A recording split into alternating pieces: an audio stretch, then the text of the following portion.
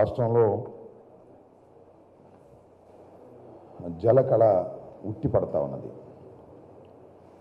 కర్ణాటకలో ఉన్నటువంటి ఆల్మట్టి డ్యామ్, నారాయణపూర్ పూర్తిగా నిండి జూరాలకు నీళ్లు వదలటం, తెలంగాణలో ఉన్న జూరాల ప్రాజెక్టు కూడా నిండి శ్రీశైలం, నాగార్జున సాగర్, పులిచింతల ఇవన్నీ కూడా పూర్తిగా మ్యాక్సిమం కెపాసిటీ నిండిపోయి ఆ తర్వాత ప్రకాశం బ్యారేజ్కి వచ్చి ప్రకాశం బ్యారేజ్ నుంచి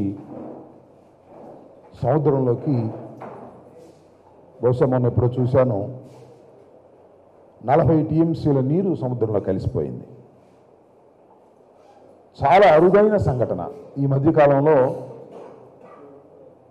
ఇలా కృష్ణానది పొంగి పొర్లటం, కృష్ణానది మీద ఉన్నటువంటి వివిధ రాష్ట్రాల్లో ఉన్నటువంటి ప్రాజెక్టులన్నీ నిండడం,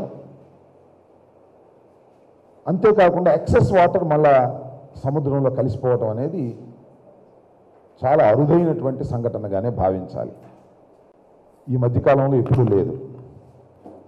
2009లో ఒకసారి జరిగింది, 10 సంవత్సరాల క్రితం. మళ్ళా ఇవాళ ఆ అదృష్టం కృష్ణానదికి వచ్చింది, మనకు కూడా వచ్చింది.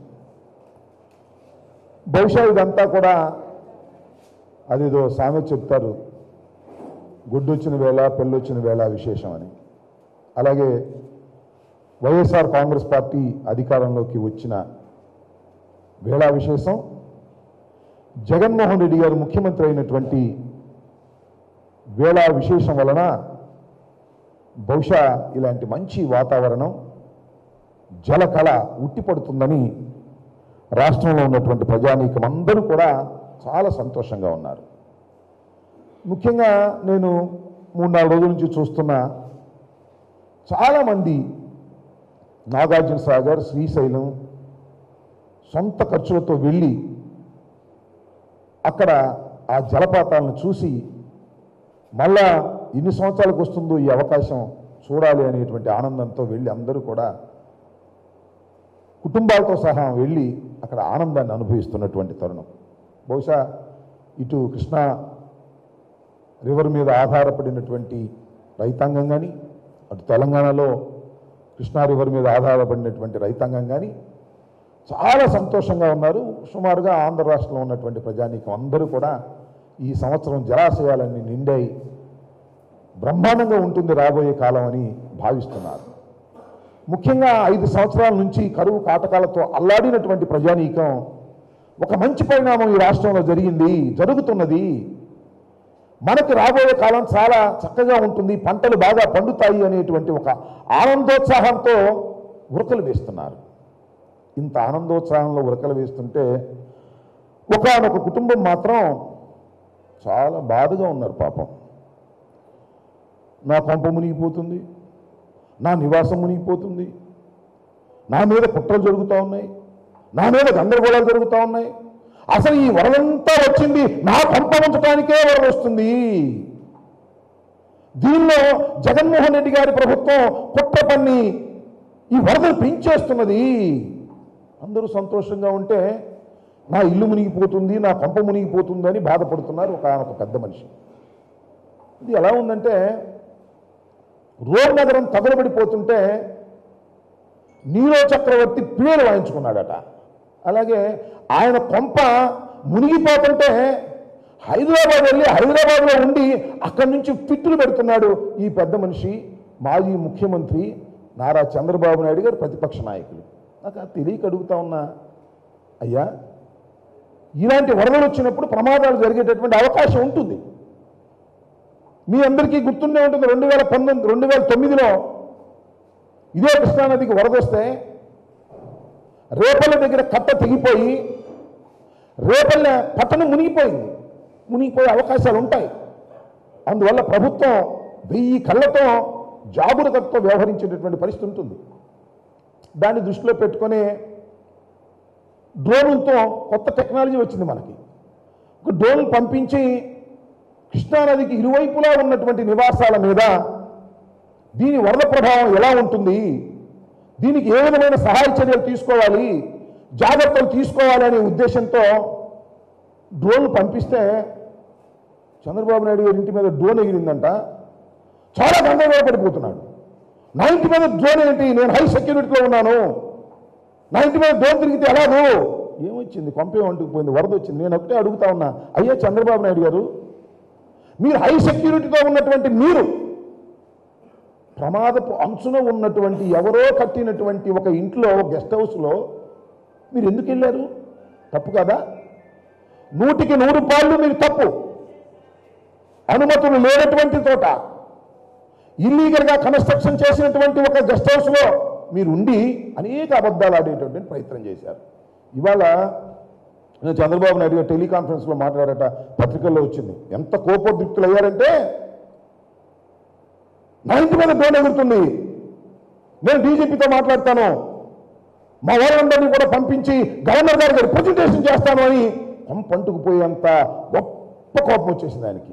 ఈ కోపాన్ని చూస్తే నాకు ఏమనిపించిందంటే, మొన్న భారత ప్రభుత్వం, మీకు గుర్తుండే ఉంటుంది, 370 ఆర్టికల్ రద్దు చేస్తే పాకిస్తాన్ అధినేత అయినటువంటి ఇమ్రాన్ ఖాన్ గారికి ఎంత కోపం వచ్చిందో, చంద్రబాబు నాయుడు గారికి కూడా ఈ డ్రోన్ ఎగిరేటప్పటికి అంత కోపం వచ్చేసి గందరగోళం చేసేటటువంటి పరిస్థితి చేస్తున్నారు. నాకు అర్థం కానటువంటి అంశం ఇది. అయ్యా, వరద నివారణ చర్యలు, వరదకు సంబంధించిన సహాయ చర్యలు చేసుకునే కార్యక్రమంలో ఇదంతా చేస్తుంటే మీరు ఒక పెద్ద ఉద్యమంలాగా గందరగోళ పడిపోయి ఎందుకు ఇంత తాపత్రయపడిపోతున్నారు అంటే, మీరు చేస్తున్నది తప్పు. నేను వాళ్ళు కూడా మనం చేస్తున్నా. మీరెందుకు ఆ గృహంలో ఉన్నారు? మీకు గుర్తుండే ఉంటుంది, జగన్మోహన్ రెడ్డి గారు, గౌరవ ముఖ్యమంత్రి గారు మొన్న ప్రజావేదిక, డిస్మాంటిల్ చేయబడిన ప్రజావేదికలో ఒక సమావేశంలో మాట్లాడుతూ చాలా వివరంగా చెప్పారు. అయ్యా, మనం కూర్చున్నటువంటి ఈ ప్రజావేదిక కూడా ఇల్లీగల్ కన్స్ట్రక్షన్, చంద్రబాబు నాయుడు గారు నివసిస్తున్నది కూడా ఇల్లీగల్ కన్స్ట్రక్షన్. కన్జర్వేటివ్ వారు, రిజర్వాయర్కి సంబంధించిన వారు చాలా స్పష్టంగా లెక్కలు చెప్పారు. మ్యాక్సిమం ఫ్లడ్ లెవెల్ 22.6 మీటర్లు ఉంటుంది.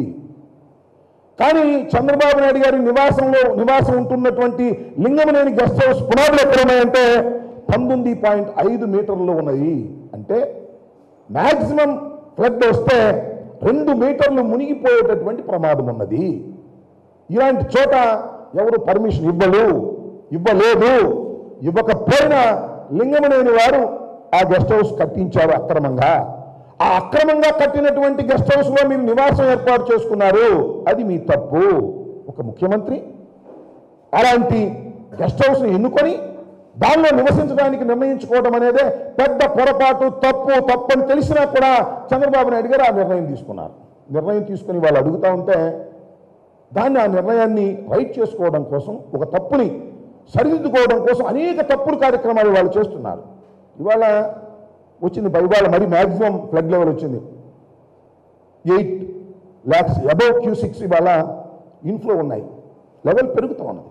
మొట్టమొదట 4 లక్షల క్యూసిక్స్ ఉంది, తర్వాత 5, 6, 7, 8 క్యూసిక్లు వచ్చింది. ఇంకా పెరిగేటువంటి అవకాశం కూడా ఉంది. 8 లక్షల క్యూసిక్లు పైసలకు పెరిగేటువంటి అవకాశం ఉన్నది. ఎప్పుడైతే ఫ్లో పెరుగుతుందో నీటి మట్టం పెరుగుతుంది. నీటి మట్టం పెరిగినప్పుడు ఖచ్చితంగా అది చంద్రబాబు నాయుడు గారు నివాసం ఉంటున్నటువంటి ఏరియాలోకి ప్రవేశించే అవకాశం ఉన్నది. దీని కుట్రలేంటి, కుతంత్రాలు ఏమిటి నాకు అర్థం కాలేదు. ఎంత చౌకబారు కుట్రలు కుతంత్రాలు మీరు చేస్తున్నారంటే నాకు అర్థం కావడం లేదు. ఎందుకంటే పడవలు అడ్డం పెట్టారట. కృష్ణానదిలో పడవలు ఉంటాయి. పైనుంచి కొట్టుకొచ్చినప్పుడు పడవలు కొన్ని తాళ్ళు తెంచుకొని, లంగర్లు తెంచుకొని వచ్చి గేట్ల దగ్గర పట్టుకుంటాయి. 1, 2 పట్టుకుంటే ఆ పడవ అడ్డం పెట్టేశారట జగన్మోహన్ రెడ్డి గారి ప్రభుత్వం. దానివల్ల లెవెల్ పెరిగిపోయిందంట. దానివల్ల లెవెల్ పెరిగిపోవడం వలన ఆయన ఇల్లు మునిగిపోతుందట. అసలు చంద్రబాబు నాయుడు గారు కొంప ముంచవలసినటువంటి అవసరం ఈ ప్రభుత్వానికి ఎందుకుందని అడుగుతా ఉన్నా. అసలు చంద్రబాబు నాయుడు గారి కొంప ఎప్పుడో మునిగిపోయింది. రాజకీయంగా ఆయన కొంప మునిగిపోయింది. ఎందుకంటే మొన్న ఎన్నికల్లోనే ఆయన కుటుంబం మొత్తం మునిగిపోయినటువంటి సందర్భాన్ని కూడా మనం చూసాం. మేము ఆయన నివాసం ఉంటున్నటువంటి ఒక గెస్ట్ హౌస్ని ముంచడం కోసం కృష్ణానది వరద మట్టాన్ని పెంచేటటువంటి ఒక విషపూరితమైన చర్య వైఎస్ఆర్ కాంగ్రెస్ ప్రభుత్వం చేస్తున్నది అనేది ఒక తప్పుడు ప్రచారం. ఇంత నీచమైనటువంటి ప్రచారాలు చేయటం చాలా దురదృష్టకరమని మనం చేస్తున్నాం. మీ దగ్గర పత్రికలు ఉన్నాయి కదా అని చెప్పేసి మీరు చెప్పినట్టుగా రాస్తారనే ఉద్దేశంతో మీ ఇష్టం వచ్చినట్టుగా మాట్లాడుతున్నారు. ఇలా మాట్లాడబట్టే మీరు చంద్రబాబు నాయుడు గారు చెప్తున్నారు నేను ఎందుకు ఓడిపోయానో నాకు తెలియట్లేదు, నేను ఎందుకు ఓడిపోయానో నాకు తెలియట్లేదని. ఎందుకు ఓడిపోయారంటే ఇలాంటి నీచమైనటువంటి ప్రచారాలు మీరు గతంలో కూడా చేశారు. రాష్ట్ర ప్రభుత్వం అధికారంలో ఉన్నప్పుడు కూడా ఇలాంటి నీచమైనటువంటి ప్రచారాలు చేయించి మీకు అనుకూలమైన పత్రికల్లో రాంచుకొని ప్రజలు నమ్మారని సంతృప్తి పడ్డారు. అందువల్లనే మీరు ఓడిపోయారనే విషయాన్ని కూడా మీరు గమనించాలని మనం చేస్తున్నాం. కాబట్టి నేను మనం చేస్తున్నా ఇప్పటికైనా కూడా అనుభవజ్ఞుడైనటువంటి చంద్రబాబు నాయుడు గారు 40 ఏళ్ళు నాకు అనుభవం ఉందంటున్నారు. మీకు అనుభవం ఉన్నమాట వాస్తవం, కానీ అనుభవానికి మించి అహంకారంతో వ్యవహరిస్తున్నారు. ఒక ఇల్లీగల్ కన్స్ట్రక్షన్లో ఉండి దాని నుంచి నేను ఖాళీ చేయను, అక్కడే ఉంటాను. ఇంతకు ముందు కూడా ప్రభుత్వం నోటీస్ ఇచ్చింది, అయ్యా ఇది ఇల్లీగల్ కన్స్ట్రక్షన్, దీన్ని మీరు ఖాళీ చేయండి, దీన్ని కూల్చివేయాల్సిన అవసరం ఉన్నదని చట్ట ప్రకారంగా ఇస్తే దానికి సమాధానం చెప్పకుండా ఏదేదో మాట్లాడుతున్నారు. ఇవాళ కూడా నేను చూశాను ఇంతకు ముందే, ఎప్పుడైతే ఫ్లడ్ లెవెల్ పెరుగుతూ ఉన్నదో ఆ ప్రాంతంలో ఉన్న వాళ్ళందరికీ హెచ్చరిక చేయవలసిన అవసరం ఉంటుంది. ఆయన ముఖ్యమంత్రి కావచ్చు, లేదా ఇంతకుముందు ప్రధానమంత్రి కావచ్చు, లేదా ప్రతిపక్ష నాయకులు కావచ్చు, ఎవరైనా కావచ్చు. ఆ ఫ్లడ్ వచ్చేటటువంటి ఏరియాలో ఎవరైతే నివసిస్తున్నారో వాళ్ళందరినీ కూడా రెస్క్యూ చేసి పక్కకు తీసుకురావాల్సినటువంటి అవసరం ఉంటుంది. దానిలో భాగంగానే వాళ్ళు వీఆర్ఓ వెళ్ళి వరద పెరిగే అవకాశం ఉన్నది, మీరు దీన్ని ఖాళీ చేయండి అని చెప్తే లోపలికి కూడా రానిగా ఖాళీ చేసి వెళ్ళిపోయాడు. ఆయన నోటీస్ ఇవ్వాల్సిన అవసరం కూడా లేదు. ఎందుకంటే ఆయన ఈ వరద వస్తుందనే ఉద్దేశంతోనో లేకపోతే ఏ కారణం చేతనో ఆయన ఖాళీ చేసి వెళ్ళిపోయాడు. చాలామంది ఆయన పారిపోయాడు అంటున్నాడు. పారిపోయాడో వెళ్ళిపోయాడో ప్రజలు నిర్ణయిస్తారు. ఆ నివాసంలో ఉండటం లేదు ఆయన ప్రస్తుతం. ఆయన హైదరాబాద్ వెళ్ళి ఉంటున్నారు. చట్ట ప్రకారంగా వీఆర్ఓ వెళ్ళి నోటీస్ ఇస్తే ఆ నోటీసుకు కూడా లోపలికి రానికోకుండా అడ్డుకునేటటువంటి ప్రయత్నం చేశారు. ఇది తప్పిదమని మనం చేస్తున్నాం. ఎందుకంటే ఈ రాష్ట్రానికి ముఖ్యమంత్రిగా పనిచేసినటువంటి వ్యక్తి నివాసానికి వెళ్ళి ఒక చట్టపరంగా నోటీస్ ఇస్తుంటే ఆయన లోపలకు కూడా రానికోకుండా చేసేటటువంటి ప్రయత్నం చేయటం అనేది చాలా దుర్మార్గమైన చర్య. నేను ఇప్పటికీ మనవి చేస్తున్నా నారా చంద్రబాబు నాయుడు గారికి, ప్రధాన ప్రతిపక్ష నాయకుడికి, ఇప్పటికైనా మీరు ఇల్లీగల్ కన్స్ట్రక్షన్లో ఉంటున్నారనే వాస్తవాన్ని మీరు గమనించి కూడా అక్కడే ఉండడానికి ప్రయత్నం చేయడం సరైనటువంటి విధానం కాదు. మీరు తక్షణమే దాన్ని ఖాళీ చేసి మరొక చోటకు వెళ్ళి మీ పెద్దరికాన్ని నిలుపుకోవాల్సినటువంటి అవసరం ఉన్నది. ఇంతకన్నా ఫ్లడ్ లెవెల్ పెరిగితే అవి మునిగిపోయే అవకాశం ఉంది. ఇవాళ కాకపోతే నెక్స్ట్ ఇయర్ కాకపోతే మరొకసారి ఎప్పుడైనా ఈ ప్రమాదం జరుగుతుంది. కృష్ణా నదీ గర్భంలో కట్టుకున్నటువంటి ఇంటికి, కరగట్టుకు దిగువన ఉన్నటువంటి ఇళ్లకి ఎప్పుడైనా ప్రమాదం ఉంటుంది. అలాంటి ప్రమాదకరమైనటువంటి ఇళ్లలో, వరద ముప్పు గురయ్యేటటువంటి నివాసాల్లో ఈ రాష్ట్రానికి ముఖ్యమంత్రిగా చేసినటువంటి వ్యక్తి, ఈ రాష్ట్రానికి ప్రధాన ప్రతిపక్ష నాయకుడిగా ఉన్నటువంటి వ్యక్తి నివసించటం తప్పు. ఈ తప్పుని చంద్రబాబు నాయుడు గారు సరిదిద్దుకోకపోయినట్లయితే నేను ఒకటే మనవి చేస్తున్నా, ప్రకృతికి వ్యతిరేకంగా వ్యవహరిస్తే ఎవరినైనా ధ్వంసం చేస్తుంది ప్రకృతి. గుర్తుపెట్టుకోండి, ప్రకృతి ప్రజా సమూహాన్ని ఎవ్వరూ ఎదుర్కోలేరు. ప్రజా అభిప్రాయం ఎంత బలమైనదో ప్రకృతి అంతకన్నా ఎక్కువ బలమైనది. ప్రకృతికి వ్యతిరేకంగా మీరు వెళ్ళారా కష్టం. కాబట్టి తక్షణమే మీరు ప్రకృతికి విరుద్ధంగా ఉన్నటువంటి, చట్ట వ్యతిరేకమైనటువంటి, మీ ఇల్లు కానటువంటి ఎవరింట్లో మీరు నివాసం ఉంటున్నారో ఆ ఇల్లును శాశ్వతంగా ఖాళీ చేసి కరగట్టు దిగువకు వచ్చి అక్కడ నివాసం ఉండవలసినటువంటి అవసరం ఉన్నది. అది మీ క్షేమం కోసం మేము చెబుతున్నాం. పాటించకపోతే అది మీ ఇష్టం. నేను ఒకటే మనం చూస్తున్నా, అయ్యా చంద్రబాబు నాయుడు గారు ఇన్నాళ్ళు మీరు ముఖ్యమంత్రిగా చేశారు, అమరావతిని అద్భుతంగా నేను నిర్మిస్తానని ప్రగల్భాలు పలుకుతున్నారు. సొంత ఇల్లు ఎందుకు కట్టుకోలేదండి? మీకు అమరావతి మీద నమ్మకం లేదా? నేను మనం చేస్తున్నా. జగన్మోహన్ రెడ్డి గారికి అమరావతి అంటే ఇష్టం లేదు, అమరావతిని ముంచేయడానికి ప్రయత్నం చేస్తున్నారు. ఇది రాజధానికి పనికిరాదని చెప్పడానికి జగన్మోహన్ రెడ్డి గారు ప్రయత్నం చేస్తున్నారని చెప్పేటటువంటి జగన్మోహన్ రెడ్డి గారు ఈ రాష్ట్ర ముఖ్యమంత్రి కాకముందే సొంత స్థలాన్ని కొనుక్కొని దానిలో ఇల్లు కట్టుకొని చట్ట ప్రకారంగా ఇల్లు నిర్మించుకొని దానిలో నివసిస్తుంటే ఏమి చంద్రబాబు నాయుడు గారు మీరు 5 సంవత్సరాలు ముఖ్యమంత్రిగా ఉండి సొంతంగా ఇల్లు ఎందుకు కట్టుకోలేదు? మీకు అమరావతిలో ఉండాలని కోరిక లేదా? హైదరాబాద్లోనే బ్రహ్మాండమైన ఇల్లు ఎందుకు కట్టుకున్నారు? దాన్ని బట్టి మీకు అర్థమవుతుంది, మాకు అర్థమవుతుంది మీకు అమరావతి మీద ఎంత చిత్తశుద్ధి ఉందో. సొంత ఇల్లు కూడా నిర్మించుకోలేనటువంటి పరిస్థితుల్లో మీరు ఉన్నారంటే అమరావతి మీద, రాజకీయాల మీద మీకు పెద్దగా నమ్మకం లేదు. శాశ్వతంగా ఇక్కడ ఉన్నాం, వెళ్ళిపోతామనే ఉద్దేశంలో ఉన్నారు మీరు. అందువల్ల మీరు అలా ఉండి, అద్దె ఇంట్లో ఉండి, నిర్మాణాలు సరిగా లేని ఇంట్లో ఉండి మా మీద మీరు మాట్లాడడం సమంజసం కాదు. ఇప్పటికైనా మీకు మనవి చేస్తున్నాను, తక్షణమే ఆ ఇల్లీగల్ కన్స్ట్రక్షన్ నుంచి శాశ్వతంగా బయటకు వచ్చి ఒక మంచి ఇంట్లో మీరు నివసించవలసినటువంటి బాధ్యత ఒక పౌరుడుగా, ఒక ప్రతిపక్ష నాయకుడుగా, ఒక మాజీ ముఖ్యమంత్రిగా, అందరికీ ఆదర్శప్రాయంగా ఉండవలసినటువంటి వ్యక్తిగా మీరు తక్షణమే దాన్ని ఖాళీ చేసి వేరే గృహంలోకి వెళ్ళవలసిన అవసరం ఉందని ఈ సందర్భంగా మీ ద్వారా చంద్రబాబు నాయుడు గారికి, వారి కుటుంబానికి విజ్ఞప్తి చేస్తున్నాను. ఇంకా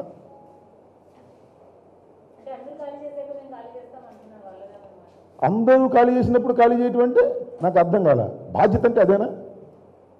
ఇప్పుడు చంద్రబాబు నాయుడు గారు ఒక రాష్ట్ర ముఖ్యమంత్రిగా పనిచేశారు, బాధ్యత కలిగిన వ్యక్తి, ఆదర్శంగా ఉండవలసిన వ్యక్తి. అందరూ ఖాళీ చేసినది మేము ఖాళీ చేస్తామంటే అందరితో పాటు, నలుగురితో పాటు మీరు ఆదర్శంగా ఉండాలంటే ముందు మీరు ఖాళీ చేసి అందరినీ ఖాళీ చేయమని వారికి విజ్ఞప్తి చేయాలి. సరే, అందరిలో నేను ఒకనైతే నీ స్థాయిని నువ్వు తగ్గించుకున్నావు. ముఖ్యమంత్రిగా, మాజీ ముఖ్యమంత్రిగా ఉన్నటువంటి మీరు అందరితో సమానంగా మీరే మిమ్మల్ని తగ్గించుకుంటే మేము చేయగలిగింది ఏమీ లేదు. ఇంకా ఓకే, ప్రభుత్వం తరపున ఏదైనా ఇంకొక గృహాన్ని వారికి చూపిస్తారా? వారి నుంచి ఆ రిక్వెస్ట్ వస్తే తప్పనిసరిగా రాష్ట్ర ప్రభుత్వం పరిశీలిస్తుంది. వారి తరపు నుంచి ఆ రిక్వెస్ట్ వచ్చే విధంగా మీరు ఏమంటే ప్రయత్నం చేయండి. మాకేం అభ్యంతరం లేదు. మాకు ఇల్లు లేదు అయ్యా, మాకు ప్రభుత్వం ఇల్లు కేటాయించాలి, ప్రతిపక్ష నాయకుడిగా మాకు ఇల్లు లేదు అని ఆయన విజ్ఞప్తి చేస్తే దానిలో ఉన్నటువంటి విషయాన్ని గ్రహించి దానికోసం ఏదైనా అవకాశం ఉంటే ప్రయత్నం చేస్తాం. ప్రభుత్వం తప్పనిసరిగా ఆయనకు క్యాబినెట్ ర్యాంక్ ఇవ్వడం కూడా జరిగింది.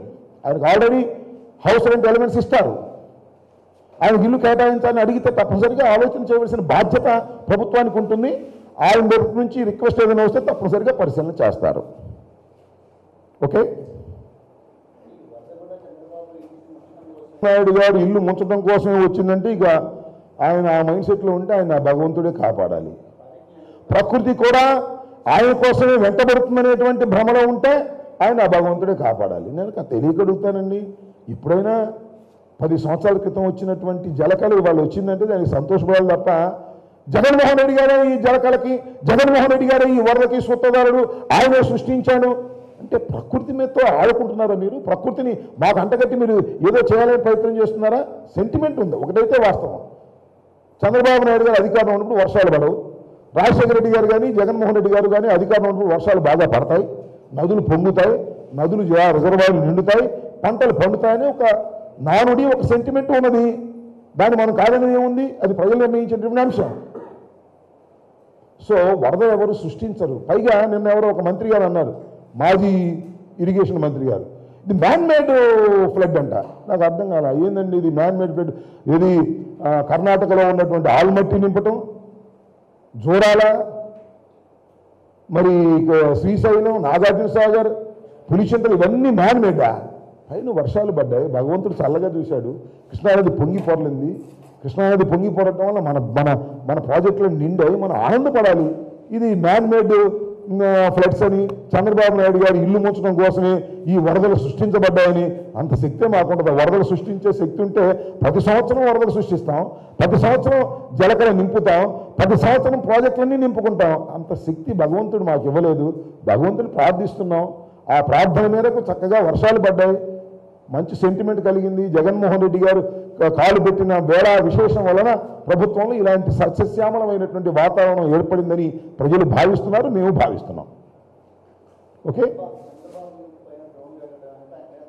దాడి చేయాల్సిన అవసరం ఉందండి. డ్రోను చంద్రబాబు ఇంటి మీదకి పంపించారా? 2 వైపులా పంపించారు. వరద ప్రాంతాన్ని, వరద పీడిత ప్రాంతంలో ఉన్నటువంటి జనాన్ని రక్షించడం కోసం చేసి చంద్రబాబు నాయుడు మీద కుట్ర చేయడానికి ఏముంది?